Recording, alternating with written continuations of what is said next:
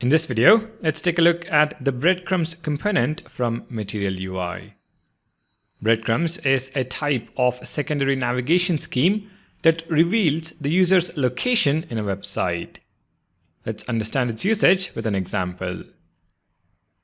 Let's begin by creating a new file in the components folder. MUI breadcrumbs.tsx. Within the file, I'm going to create a new component. I'm also going to import the box component and use it instead of the div tag. Let's add margin is equal to 2. Now for the breadcrumbs, we import the breadcrumbs component. To display the links and text, we also import the link and typography components. Now, within the box component, we invoke the breadcrumbs component.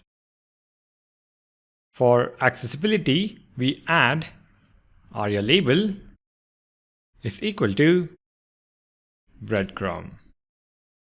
Within the breadcrumbs component, for every route, if we can call it that, we use a link component, except for the current route the user is viewing.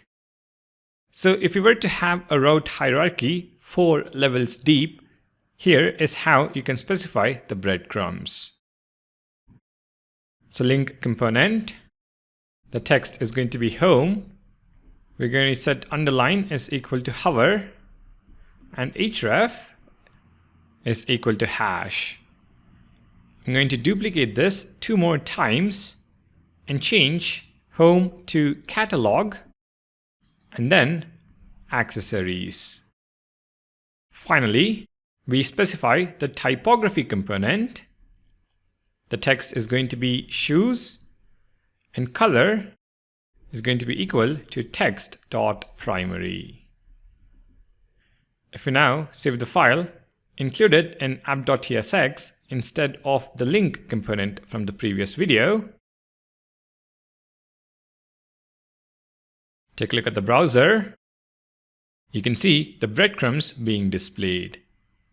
Home, catalog, accessories, and shoes.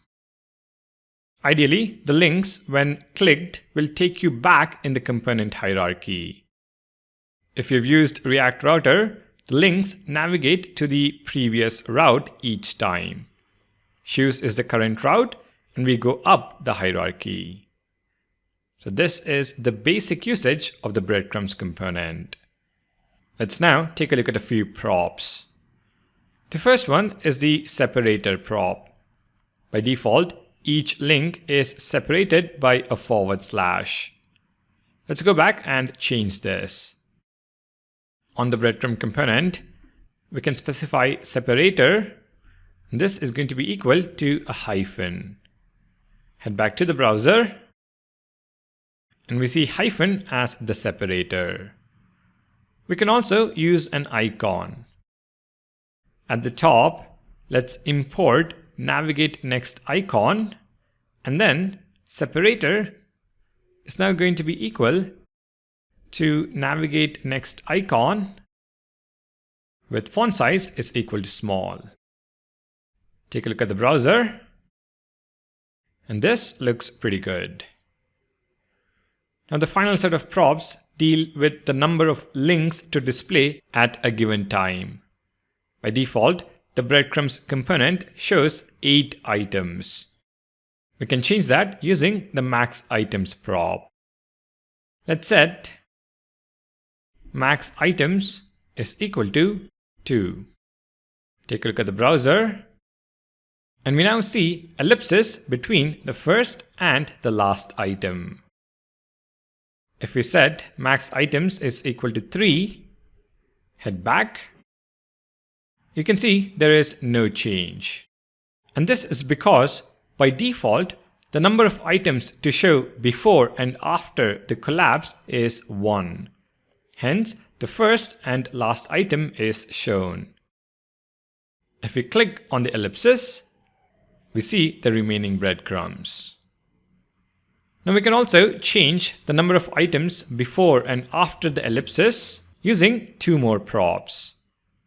If we set items after collapse is equal to 2, head back to the browser, we can now see the penultimate item as well. Change this to items before collapse.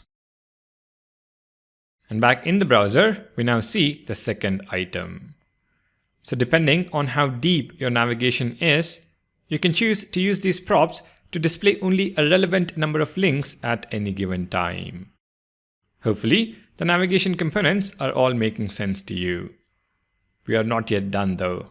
We have a few more navigation related components to look at, so let's continue. If you're finding the videos helpful, please do leave a like and subscribe to the channel. I'll see you in the next one.